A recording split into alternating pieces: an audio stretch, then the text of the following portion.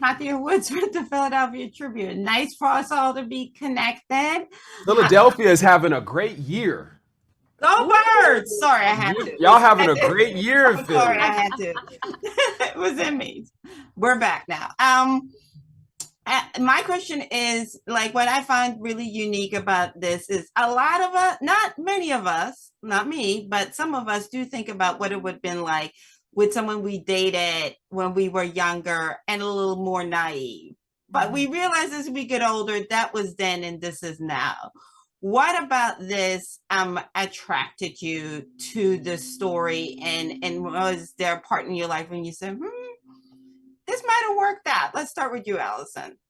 Sure. Well, I wrote the script with my husband, Dave, and yeah, we had a lot of conversations about this concept of the one that got away. I think a lot about, like, in my 20s and even teens, like prior to meeting Dave, I was always very on again, off again in my relationships, right? Always breaking up, getting back together.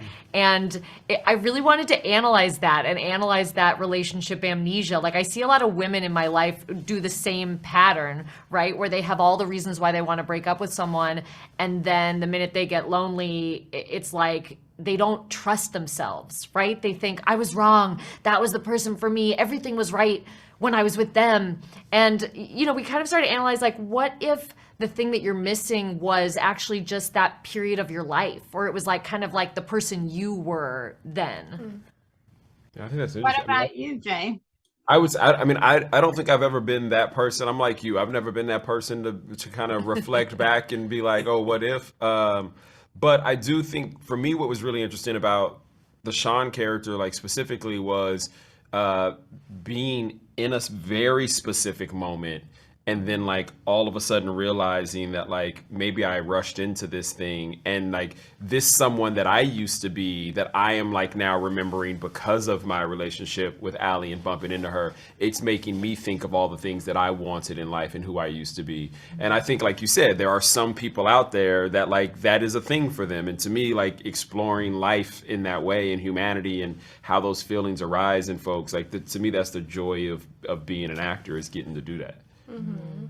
What about you, Kiersay? One thing I like about the script, because I was like, man, if this turns out the way this looks like it's about to turn out, Black Twitter is coming for everybody.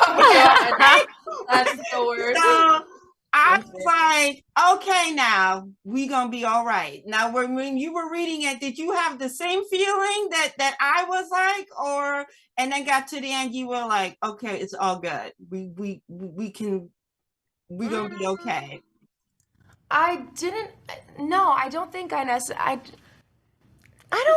didn't think about it that I wasn't scared. I was just waiting. You never know how a movie is going to end. When you're reading a script, I don't know. It's not like watching something for me. I don't really guess, even when I'm reading a book, I don't really guess what the ending is going to be. I want to be able to read it and be in it so that by the end, then I can decide, is Black Twitter going to bully us if we if we do this? And we're all agreeing. We're all agreeing. You never know. Black Twitter can do whatever they want.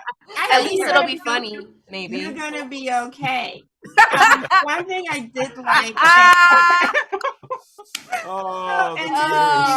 The one thing I did like is your male friend got you all the way together by saying, no, girl, this ain't it. Did you do this on purpose? And if so, I thought that was genius. Because normally the guy is the one like, throw the grenade. But in this case, he's like, nah, Oh, like, you mean Danny Pudi, who plays my best friend, is like, don't do it. Yes. I mean, I love that character because Danny is like Jay's character's best friend and also like my character's best friend. So he's super torn in the whole process. And he definitely is giving like the audience perspective on what's going on, right? At every stage, he's like, what are you doing? Right. And I think what was fun to us, I think it helps at least help people to relate to Allie a little bit, is that she doesn't have a plan also, right? Like, it would be worse, I think, if she were really coming in like, I'm definitely gonna blow it all up. I'm going to his room. I'm gonna seduce him tonight.